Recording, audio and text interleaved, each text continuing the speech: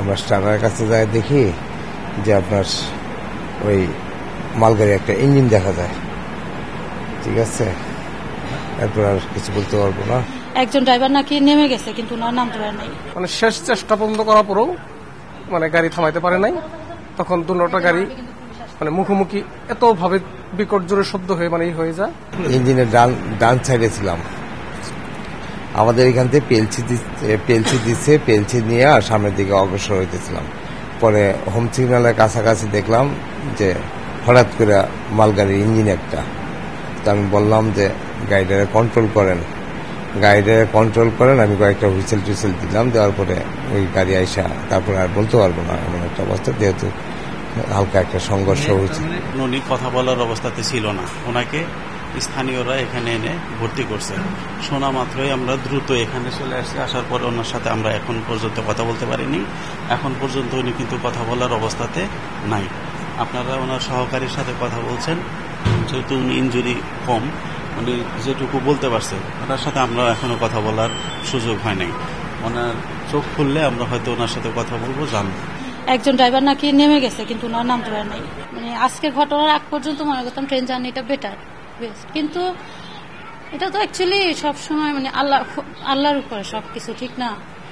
যাই হয়, যাও কিছু হয়েছে আলহামদুলিল্লাহ, আল্লাহ রহমতে হয়েছে, আল্লাহর ইশারাই হয়েছে। তবে আমাদের রেল কর্তৃপক্ষের একটু সাবধানতা অবলম্বন করা উচিত, কারণ এটা শুনলাম আমি যতটুকু যে ওনাদের অসাবধানতার জন্যই এমন হয়েছে।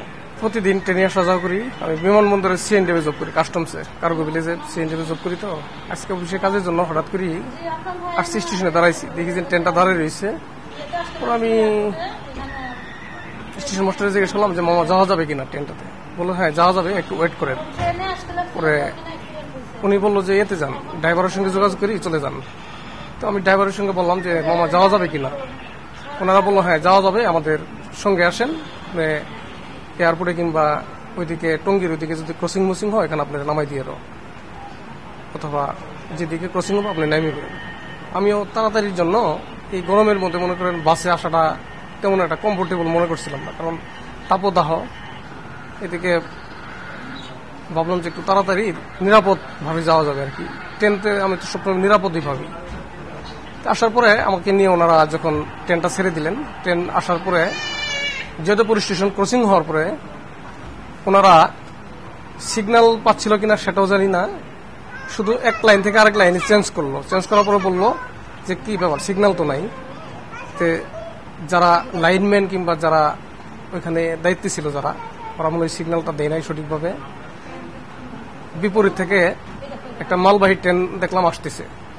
তখন ওনারা অনেক চেষ্টা করছে, ড্রাইভার যে দুজন ছিল, আমি ওইখানে ছিলাম, ড্রাইভাররা অনেক চেষ্টা করছে যে গাড়িটারে বাঁচানোর জন্য কিংবা স্টপ করানোর জন্য, কিন্তু ওনাদের শেষ পরিশ্রম মানে শেষ চেষ্টা পর্যন্ত করার পরেও মানে গাড়ি থামাইতে পারে নাই। তখন দুটো গাড়ি মানে মুখোমুখি এত ভাবে বিকট জোরে শব্দ হয়ে মানে হয়ে যায়।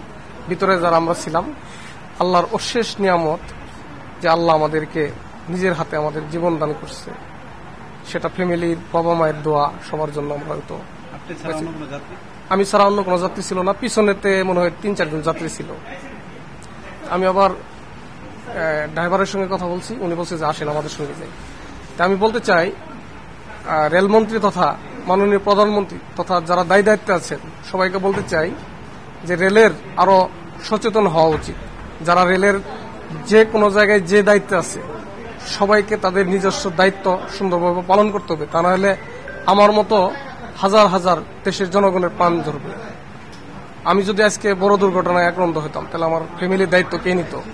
কেউ তো নিত না। আমি মনে করি এটা রেলের যারা কর্তব্যরত দায়িত্ব আছে তাদের অবহেলার কারণে আজকে দুর্ঘটনা ঘটছে। এখানে ড্রাইভার কিংবা ওদের কোনো দোষ নেই।